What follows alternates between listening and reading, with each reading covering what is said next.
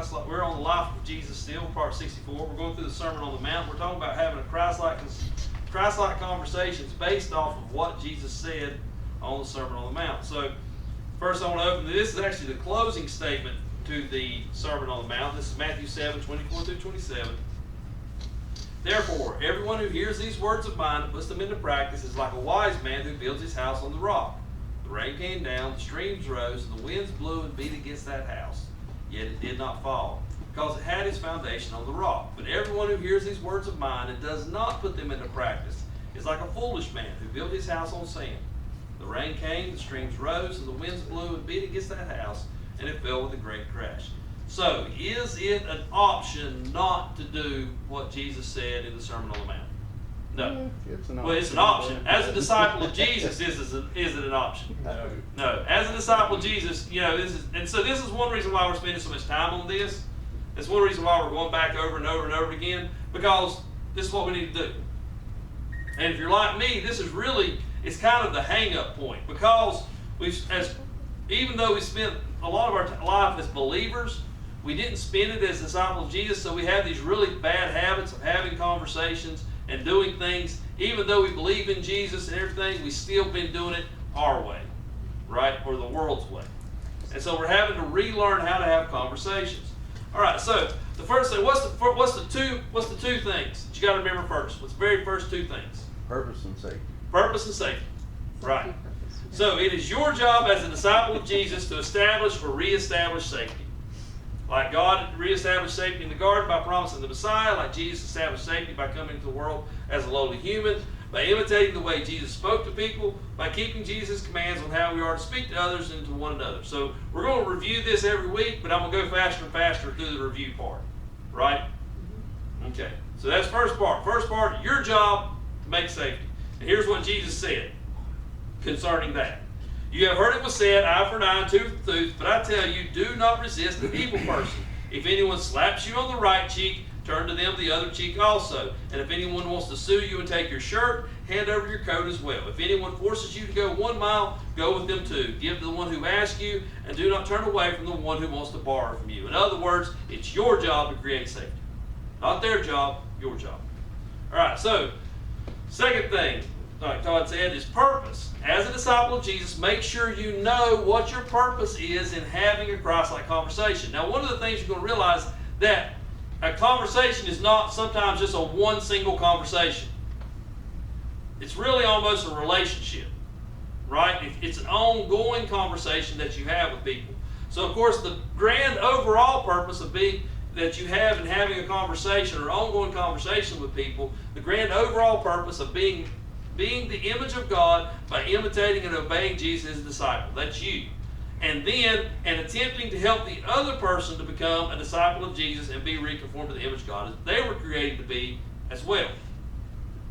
So that's the big, grand, overall purpose that you want to get to. But between there and here, a lot of times there's smaller purposes that you really need to get, conversations that you need to work through first. So the immediate purpose of whatever the immediate issue at hand is, which must be worked through first in order to eventually get to the grand overall purpose. And then C, do not let your purpose become winning, punishing, or keeping the peace. This is why you got to know what your purpose is. Because if you don't concentrate on what your purpose is, you're going to do what we have done our whole lives, which is go to, they think they're going to talk to me like that, do they? Or, you know what, it ain't worth having this conversation. I'm just going to go on. Right? This is what you got to decide. You know what that purpose is, and you make the decision, is it worth having a conversation to accomplish this purpose? So, because if it's not worth having a conversation to accomplish this purpose, should you be having this conversation? Yeah. Right. That makes sense? All right, so number 3. Pay attention to when safety is being compromised and or the situation is being escalated. So look for silence or violence from the other person and or yourself, right? We talked about that. There's two reactions to not feeling safe. Either you're going to attack or you're going to pull back, right? And that's either them, you, or both of us. If you have clearly violated respecting the other person, apologize. You know what? You're right. I said that. I shouldn't have said that. I shouldn't have said that way. You know, the other week when I did this, I shouldn't have done that. You know, the way I've treated you for the last 5 years, I shouldn't have done that. Right? You know, the way I have approached our conversations in the past, I shouldn't have done that. I want to have a different type of conversation with you than I've had in the past. Right? Apologize. If you are at the blame, if you have disrespected that person, how do you know if you've disrespected somebody? Okay, think about if you were them. Would you want somebody to talk to you that way? If you wouldn't want somebody to talk to you the way you're talking to them, you're showing them disrespect. Right? That's as simple as that. That's what Jesus says even. If you have next one. If you haven't done anything wrong, but have been misunderstood, contrast in order to correct the misunderstanding. So you really think really hard about it, and you're like, I didn't do anything wrong. They just misunderstood what I was doing. Right? So then you fix that by saying, I don't want to. What you think I want to do, I don't want to do that. What you're accusing me of doing, that's not what I'm doing. I promise you. But let me tell you what I am trying to do. Let me explain what I do want to do. I don't want to put all the blame on you. But I want to talk about how we can get past having conversations, how we can get past fighting like this. I realize that as much as my fault that we've been fighting like this as it is yours. I'm not saying it's all your fault. In fact, it may be more my fault than yours. So I would like, I don't want to, but I do want to. All right. In order to reestablish safety, establish mutual purpose or mutual respect. So what's the difference between your purpose and a mutual purpose? Your purpose is what you want to do. Right. That's all. That's important to remember. It took me a minute to catch this when I was first studying this. The difference is you have a purpose going in. You have this grand overall purpose. Then you have your immediate purpose. And what you've got to figure out is if that person has the same immediate purpose you or not, or if they have a completely different purpose. And if they have a completely different purpose, you're going to have to establish a mutual purpose. That may not be the exact same as the purpose you had going in. You might have to be willing to give on your purpose. Does that make sense? Okay. Establish a mutual purpose and or mutual respect. And here's what Jesus says about that. Therefore, if you are offering your gift at the altar and there remember that your brother or sister has something against you, not you have something against them, but they have something against you, leave your gift there in front of the altar. First go and be reconciled to them, then come and offer your gift. Settle matters quickly, right? With your adversary who's taking you to court. Do it while you are still together on the way, or what he's talking about there, that's coming to a mutual purpose. With your adversary, come to a mutual purpose. Or your adversary may hand you over to the judge, and the judge may hand you over to the officer, and you may be thrown into prison. Truly I tell you, you will not get out until you have paid the last penny. So he's talking about letting it escalate. The more you let the situation escalate, the higher price there is potentially to pay. And we've all been in this. Unfortunately, we didn't know this for most of our lives, right? So we've all been in relationships where we let it escalate and escalate and escalate and escalate, and by the time it gives in, it's bad. Right? Because we didn't know how to de-escalate it. Right? So what we're going to talk about is recognizing that the escalation is occurring, and that's what Jesus says. But you notice that the adversary is now escalated. He says, I'm taking you before the judge. Oh, this is escalating. Let's slow this down and let's develop a mutual purpose. Let's not take it that far. Because I might lose. And even if I do win, the price of pay of the conflict may be so high that I wish, even if I win the argument, I wish I'd never had the argument. Right? So how do we establish a mutual purpose? Oh, and I want to tell y'all, I created a web page on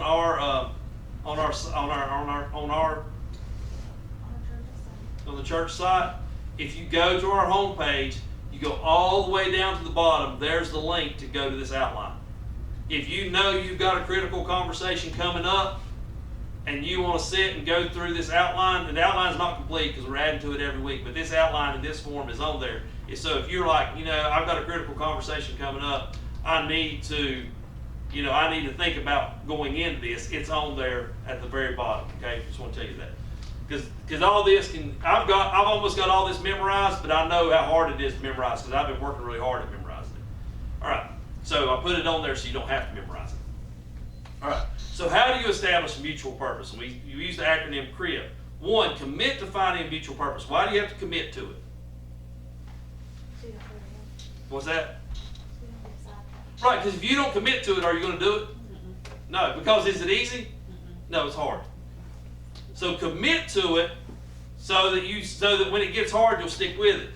The next one is recognize the difference between a strategy and an underlying purpose behind the strategy. So we talk about this. Sometimes you think that you have conflicting purposes. Really, you want to accomplish the same purpose. You just have conflicting ways to get there. And that's strategies.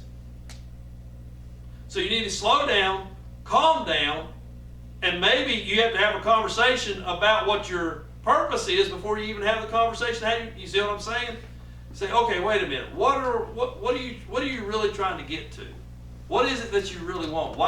This thing that you want to do, why do you want to do this thing you want to do? Is it really the end purpose, or do you want to do this thing because you have another purpose behind it? Because you may find out that you have the same purpose, you're just trying to go about it 2 different ways. Right? But then there's also the possibility that you may actually have conflicting purposes. Right? You may actually have 2 different purposes. And if so, you're going to have to invent a mutual purpose that is satisfactory to both parties if you both truly have different purposes. All right. So let's say either you have the same purpose, but you have 2 different strategies, or you realize you have 2 different purposes and you come to agree on a mutual purpose. Now you've got to come up with a new strategy to accomplish that mutual purpose. Right? Because remember, before you had 2 different strategies, but same purpose, well, you're still going to have to agree on one strategy.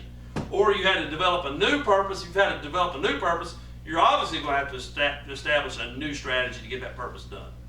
Right? Okay. So going right along. So, that's establishing a mutual purpose. What about establishing mutual respect? Right? Because if I'm trying to establish a mutual purpose to you, but I'm talking down to you the whole time, are you interested in establishing a mutual purpose with me? No. So, and this is again what I was saying. Put yourself in their shoes. Are you speaking in such a way that the other person believes that you respect them? If you were them, and you were speaking, would you sit there and think, yeah, this guy, he really has my best interest in mind? Right? Would you speak to yourself that way? If you would speak to yourself that way, don't speak to somebody else that way. If you do not show respect to a person, they will not have respect for you. Now, we talk about, well, what if I really don't have respect for them? That actually exists, don't it? Respect the image of God. Right. Yep. That's the big one. That's the big thing, how this works for believers that it's not going to work for unbelievers. That we have a couple things here that we can say, hey, if you absolutely have no respect whatsoever, if they're a human being, they're made in the image of God. And they're purposefully made in the image of God by God. They're not just a random accident. If you have no other reason to respect someone, remember that they are an image bearer of God that has the potential for redemption and reconformity to his image. We talked about Paul the Apostle. No first century Christian had any respect for Paul the Apostle. Right? None of them did. But then they did. Right? Because he was rescued and redeemed.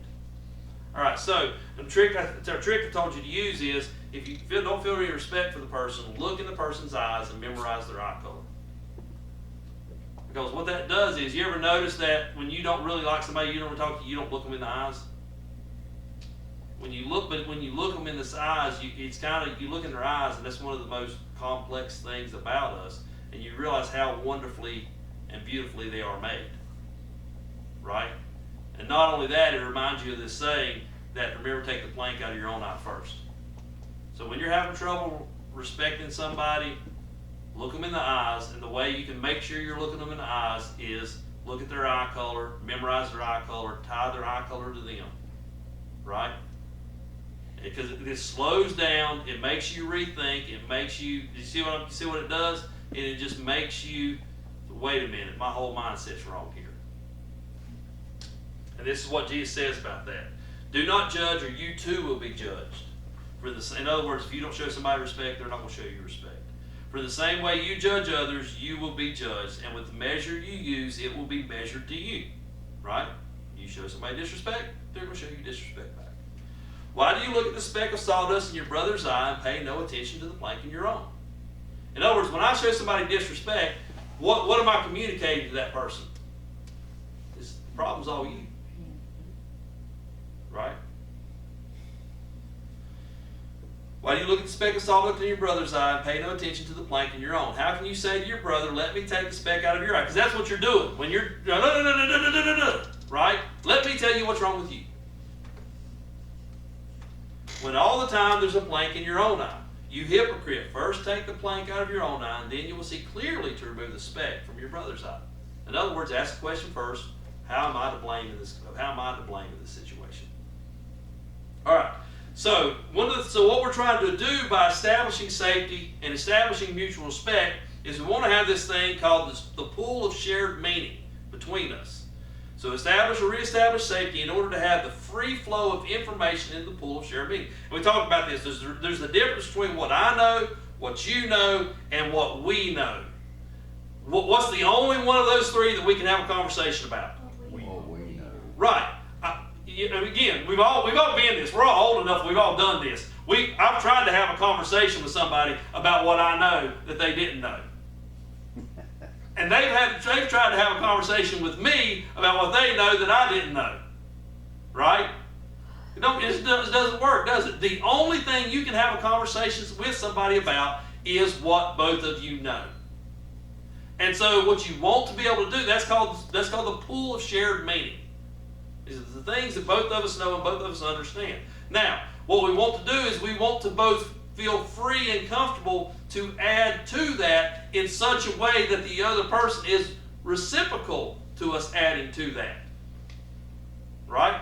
I want to be able to put things in there, and you listen, and you want to be able to put things in there, and I listen. That's what we're trying to accomplish, right? You want to neither withhold information from the other person or force information. It's like, oh, okay, I'll put some information in that pool of shared meaning. Boom. Right. The other curlers can wait, don't work either. All right. So what we want is clear, honest, open communication. That's what we're striving for. And what Jesus says about that is, again, you have heard that it was said to people long ago, do not break your oath, but fulfill to the Lord the vows you have made. But I tell you, do not swear an oath at all, either by heaven, for it is God's throne, or by the earth, for it is his footstool, or by Jerusalem, for the city of the great king. So what they did was they prefaced what they said. I know this doesn't make sense to us so much today. They prefaced what they said to tell you how truthful what they were saying was. Anybody ever had a conversation with somebody like this? Most of the time they're lying, and they have to tell you when they're not lying. Right? They have to preface what they say with something to tell you that they're not telling a lie this time. That, I know a lot of times I exaggerate, but I'm telling the truth this time. So they're not telling the truth this Right. time. Right. And this is what he's saying. Don't do that. Don't do that. As a disciple of Jesus, what you say should be the truth to the extent that everybody knows every time you speak it's the truth. You should have to preface what you say with something to let people know that it's the truth or that it's not the truth. Does that make sense? This is kind of a weird saying what he's saying, but that's what he's saying, because that's what they did. By what they swore by was how much it was true or not. Whether they swore by heaven or swore by the temple or swore by Jerusalem. And do not swear by your head, for it cannot make even one hair white or black. All you need to say is simply yes or no. Anything beyond that comes from the evil one. Why? Because Satan was the first one to lie. He was the first one to introduce deception and lies into existence. His whole thing is dependent upon deception and lies. Whenever we are using deception and lies in our speech, whenever we're hiding things, twisting things, right? Then we're falling into his patterns. All right. Okay, so we get all that. If it was just that easy, it'd be that easy, wouldn't it? Problem is what? Our bodies have chemicals in them that respond to situations. And we live in fallen bodies in a fallen world, and they don't respond the way they were originally created to respond. Right? So we don't just go into these conversations and everything's all right. We go to these conversations and chemicals start rushing through our bodies and rushing through our brains, and we don't have the conversation the way we want to have the conversation. You ever notice that? The more important the conversation is, the harder it is to have. Right?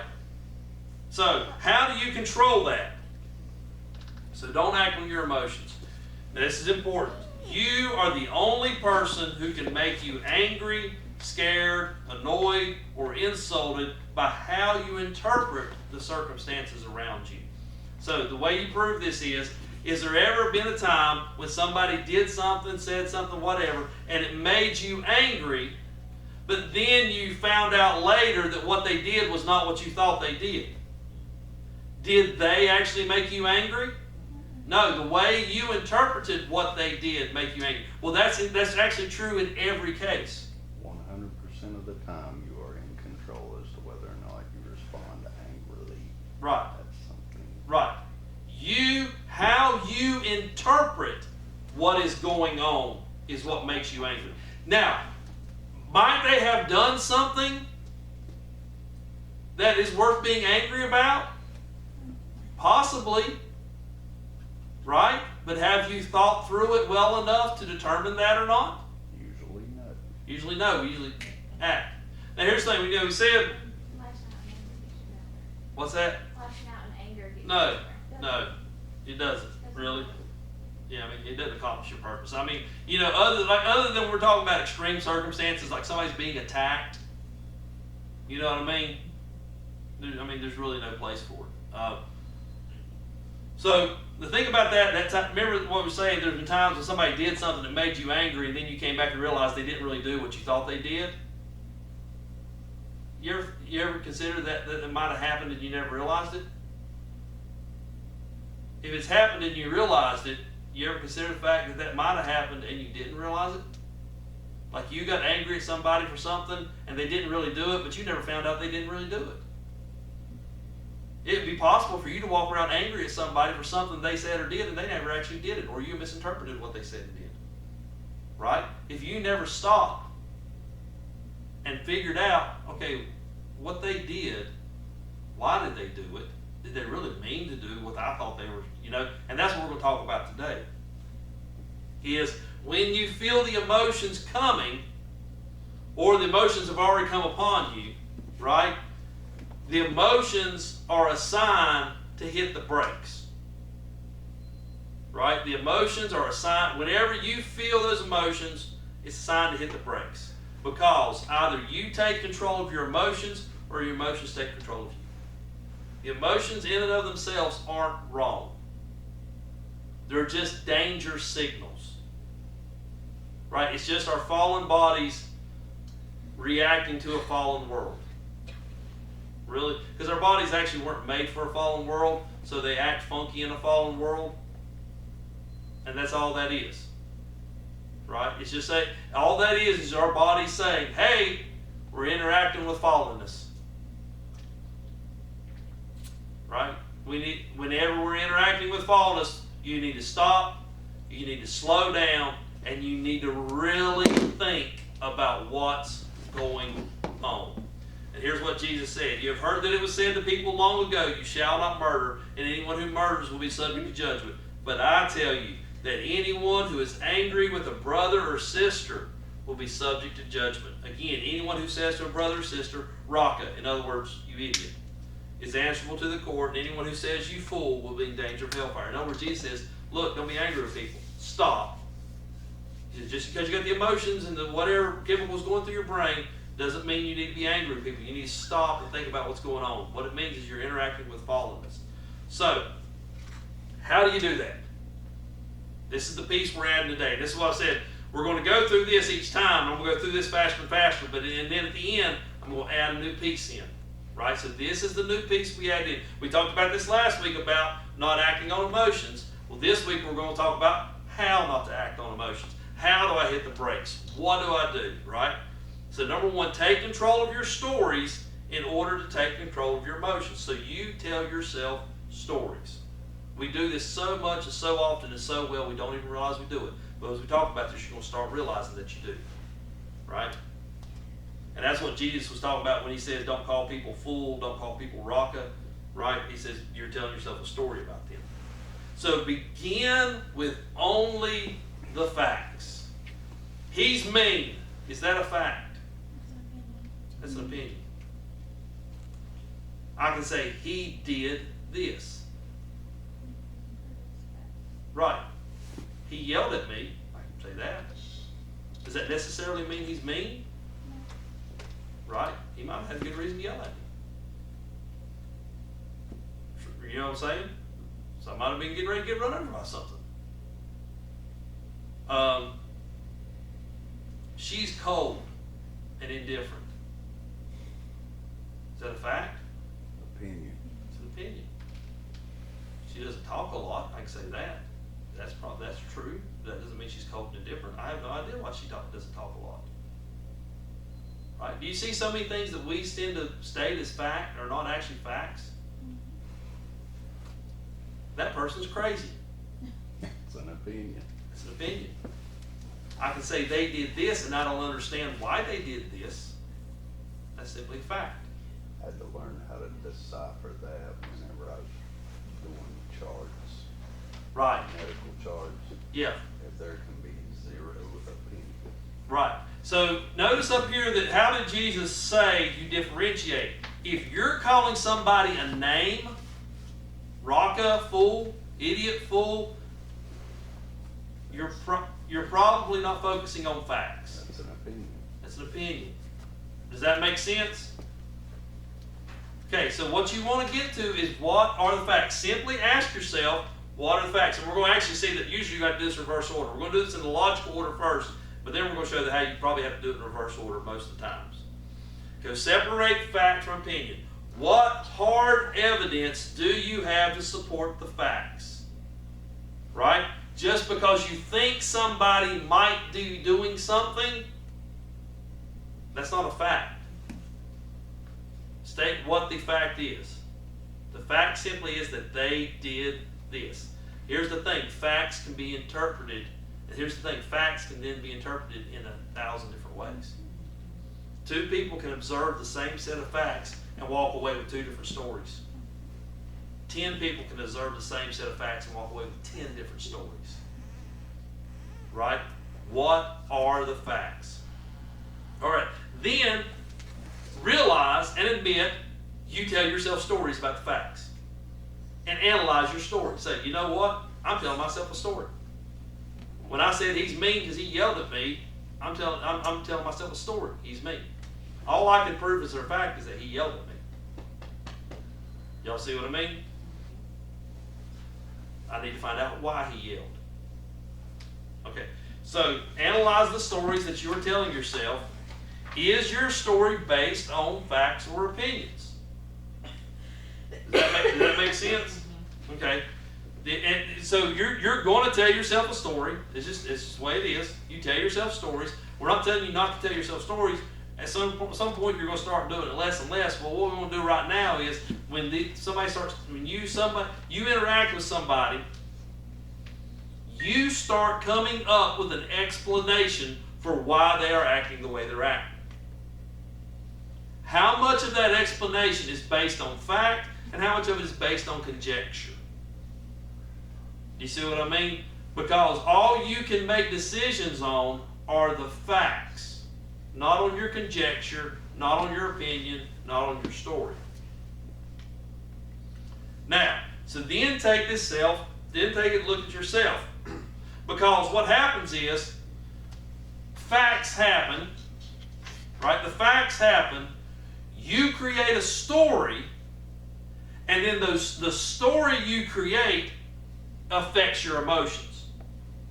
Your emotions are not based on the facts.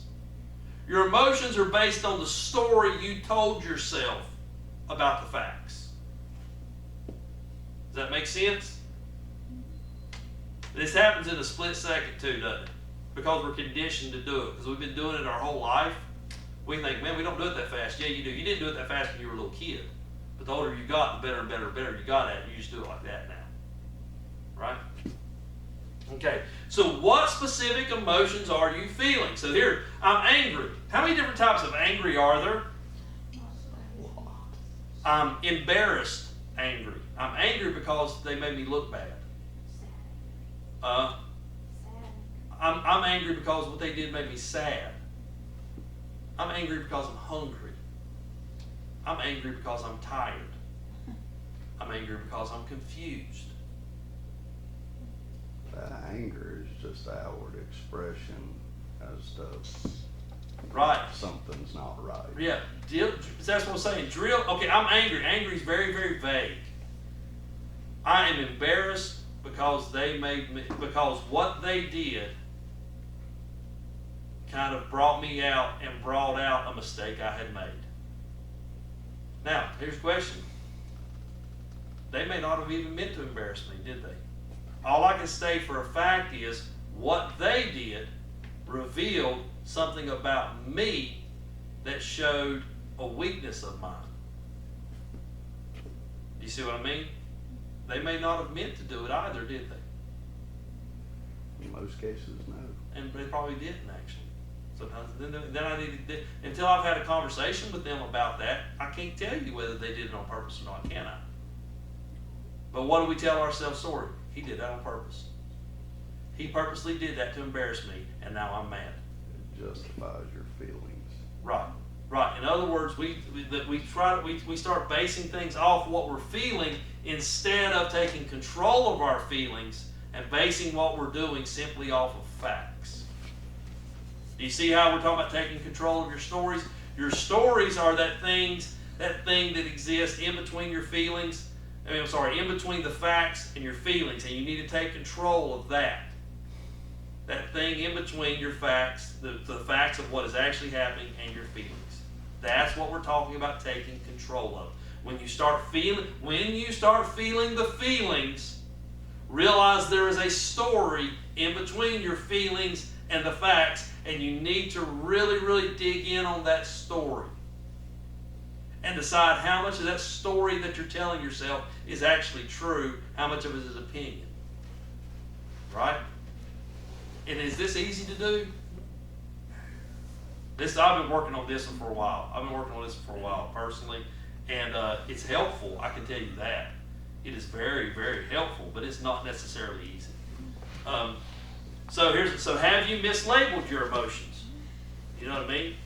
Maybe you're not really what you think you are. Maybe it's something else, and you're just doing it this way. Because let's take that one back. Which is more respectable, to be embarrassed or to be angry? Be embarrassed. Well, which one do you want to openly admit? Oh, the anger. Anger, right? I don't want to tell I'm embarrassed. I'd rather you think that I'm mad than you think that I'm embarrassed about something. Do you see what I mean? So maybe I'm mislabeling them just to save face. So take control of your actions. So because we spent so much of our time not being disciples of Jesus, we have a tendency to act on our feelings. And this is where we go back to where we started at, silence or violence. Generally, when we have feelings, we're going to act on them with silence or violence. Right? So this is what we're going to ask yourself. Are you acting on your emotions or on facts? So generally, if you're going into the situation and you have the time to think this out before you get in, you can do it in the order we just said. What are the facts? What kind of story am I telling myself? Feelings are that creating, right? And then how am I acting on those feelings? Generally, what's normally going to happen is you're going to act on your feelings first. Especially because you see what I'm saying, until you really get control of this. So what we want to do is, normally this is going to be you've already acted on your feelings. Or you feel yourself getting ready to act on your feelings. Right? This is where you're going to step in, and so you want to go through this and then in the reverse. I've either already acted on my feelings, and I know, and y'all know now. You know now. How many of y'all have started catching this much more since this, that you noticed that, man, I should have said that the way I said that. I'm not sure how I should have said that, but I know that wasn't the right way to say that. Right? I've had a couple of those conversations recently. And so I realized that I either was getting ready to say or I have said something in a way I shouldn't have said it. I either went to silence or violence. What I want to do now is retrace my path backwards. I went to silence or violence. Now later on we're going to talk about what after we get through all this in a couple of weeks, we're going to talk about what the other person went to silence or violence. But right now we're talking about I went to silence or violence. I went to silence or violence. Why? Because I felt an emotion. So now I went to silence or violence, stopping, realized I shouldn't be doing this. But now I'm going to ask myself the question, why did I go? What specific emotion? And I'm not just going to say I was angry. I'm going to say what kind of angry I was. You see what I mean? Because it's probably more than I was surprised, I was embarrassed, I was caught off guard, I was very, very hungry, I was very, very sleepy, I was whatever. You see what I mean? I was shocked. I was, you get my point. We say it. Why did I say that? Why did I say that the way I said that? What emotion, what specific emotion? Maybe I was just frustrated. Right? Maybe I was just frustrated. What specific emotion made me say that the way I just said it, or made me want to say that? Okay, so I know I said what I said. I've identified the emotion, so now I need to take another step back. What do I need to step back? Remember we talked about, here's my feelings and my emotions, and over here's facts. What's in between them? The story. Yeah, what story did I tell myself to feel those emotions? Right? I'm going to take one, because this is a safe one, because it doesn't involve a person. This is interesting. So I get mad because I go to leave for work, crank the Jeep runs for a second, Jeep dies. Right? I am now angry. Because I got to be at work on time. Right? Okay, so I'm feeling an emotion. In between here, I told myself a story. Right? What story did I tell myself? This is the way my life always goes. Is that true? It's not. At that moment, do I feel that way? Yeah. Is that story I told myself true, though? I told myself a specific. And really, I'm going to tell you the story that you're. This is going to be the hardest story that you have to face up to, because it actually does involve another person. God, why did you let my Jeep not crank? God, you allow my life to be like this on a constant basis. That's the story I told myself. That's the story I told myself. This is God's fault. You see what I'm saying? Normally we're blaming another person, but you're going to find in some of these stories you're telling yourself, you're actually blaming God. Right? Really ask yourself, because if you felt this emotion, you had to have told yourself a story. It does not simply go from facts to emotion. There is a story in between of how you interpret the facts. What was the simple fact? My Jeep didn't crank. Or it cranked for a second and died.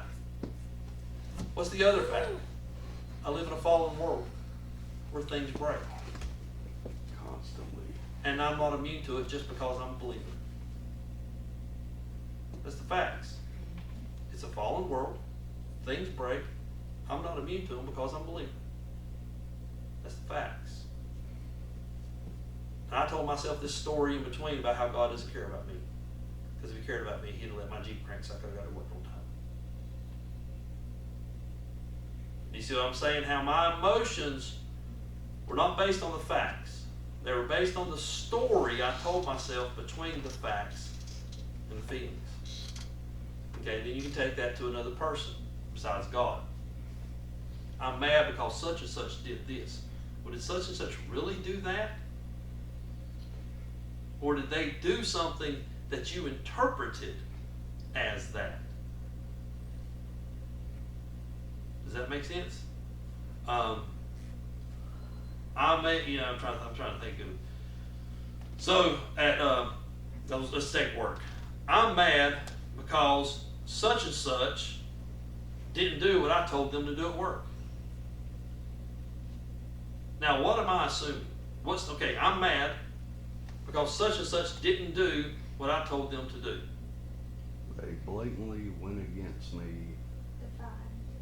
Right. Is that necessarily a fact? No. The fact is, I told them to do this, and they did something differently. I told myself the story that they blatantly defied me. What's other possibilities? They got sidetracked on something else. Well, Like, sidetracked. he's a machine They broke, didn't understand. or Yeah. he's a machine broke. Right.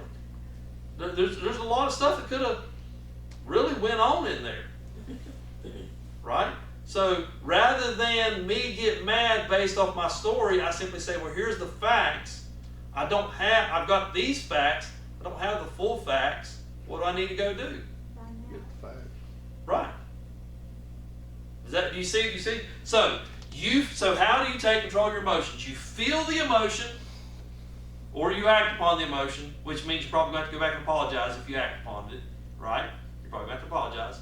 You either feel it or you acted upon it. And here's again, anytime you feel this inappropriate emotion, that is a sign to stop. Stop. So what? And let's see how much we get. So I feel the emotion. What's the first thing I'm going to stop and ask myself? Okay, that's where I'm at. Okay, yeah, I'm silence response. I'm one of them. What's the next question? What are the facts? Oh, you went too far. You jumped to the end.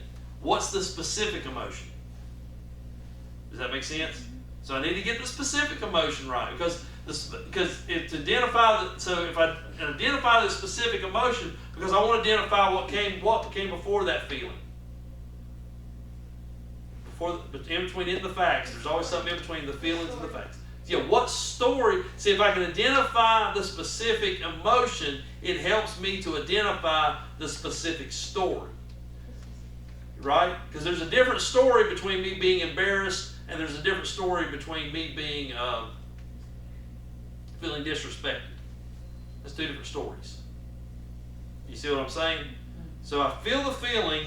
I want to identify the feeling specifically, so that then I can specifically identify the story I told myself that created that feeling. Then I want to examine my story and ask myself about my story, how much of my story is fact and how much of it is opinion. And I want to separate the opinions from the facts, and I want to say, okay, here's the facts. And now, what do I need to have a conversation about? The facts. Does that make sense? When I have a conversation with you, that's what we're going to start talking about next week. I need to start with the facts. I don't want to come to you and tell you, idiot. Doesn't work, does it? I'm so angry. You did this on purpose. But if I come to you and say, hey, factually, you did this and this, and I don't understand why you did this and this. Help me to understand. Right. Do you see how this works? Do you see how this takes control of your emotions? All right, so go back, and like I said, I put this up on the internet, so it's on there if you want to go back and look at this. But start getting this, and listen, yeah, I mean, I'm having to do this, you're having to do this, we're all having to do this, right? But again, go back to, is this optional? No. Now here's the other side of that. Would it not be awesome to be able to control your emotions in a conversation?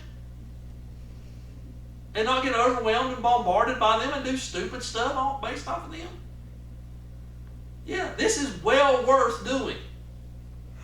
Right? This is well worth doing. Not being ruled by your emotions, not being controlled by your emotions, but rather you, through this process, taking control of your emotions and being able to control the conversation. And so what we're going to get to ultimately is one, your first, like I said, you're going to take the plank out of your eye first. You're going to get your stories and your emotions and your facts straight first.